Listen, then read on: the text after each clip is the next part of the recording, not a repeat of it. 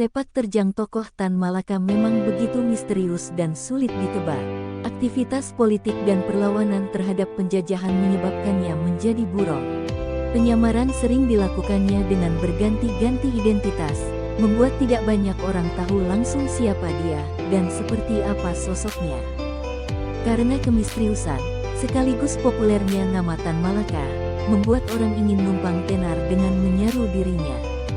Tak sedikit mereka yang menyamar sebagai Tan Malaka hanya untuk sekedar numpang populer. Di balik itu, ada cerita Tan Malaka palsu yang dikisahkan Ayu Hanafik, penyusur sejarah asal Mojokerto, Jawa Timur. Dikisahkan Ayuhan, pada suatu hari di bulan November 1945, di stasiun besar Mojokerto terjadilah kegaduhan.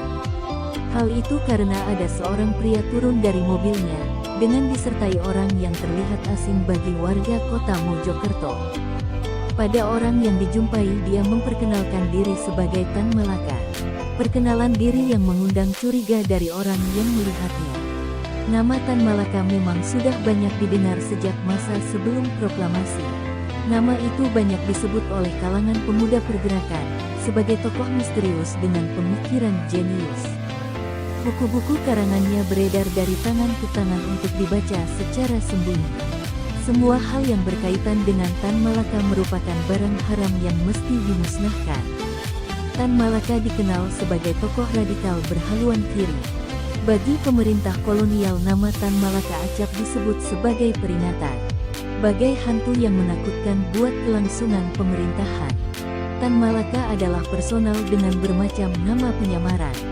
Jaringan Tan Malaka tersebar dari Batavia hingga Surabaya. Hanya orang tertentu yang tahu siapa dia sebenarnya. Mendengar ada orang yang mengaku diri sebagai Tan Malaka, polisi segera bergerak. Pria itu ditangkap dan dijebloskan ke penjara. Polisi memang mengantisipasi adanya tokoh palsu, karena beberapa hari sebelumnya juga ada orang yang mengaku diri sebagai Tan Malaka. Untuk menjaga segala kemungkinan maka oknum itu harus diamankan.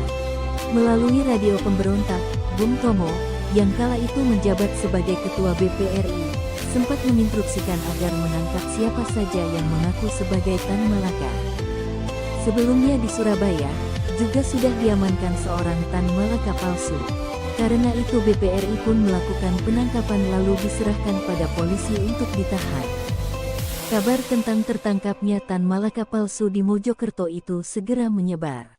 Dari stasiun ke stasiun menceritakan sosok yang tertangkap di stasiun Mojokerto, hingga sampai pada Johan Syahrusyah, seorang tokoh pemuda Surabaya yang kebetulan pulang dari Jakarta. Johan lantas memutuskan turun di Mojokerto. Johan ingin melihat sendiri apakah dia Tan Malaka asli atau palsu. Bagi Johan, tidaklah sulit baginya untuk menembus birokrasi polisi. Saat itu, Bupati Mojokerto, Sukandar, adalah sosok yang cukup familiar bagi Johan. Sukandar merupakan kader dalam Indonesia Muda yang pernah aktif pula di Parindra. Di Surabaya, nama Johan sudah kondang selaku aktor perlawanan bawah tanah. Anggota IM juga banyak yang memegang peranan dalam pemerintahan di Mojokerto. Johan Syahrusyah memang mengenal Tan Malaka secara pribadi.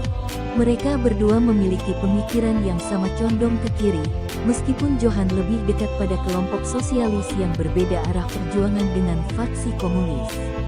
Mereka berdua beberapa kali bertemu untuk urusan politik. Sebelum peristiwa penangkapan itu, Tan Malaka sempat berkunjung ke pesantren Tebuireng.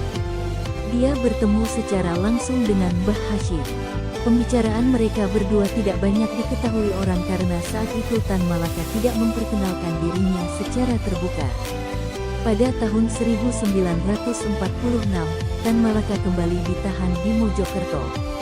Penahanan yang kedua itu karena dia dianggap terlibat dalam kudeta yang dilakukan Jenderal Sudarsono di Yogyakarta.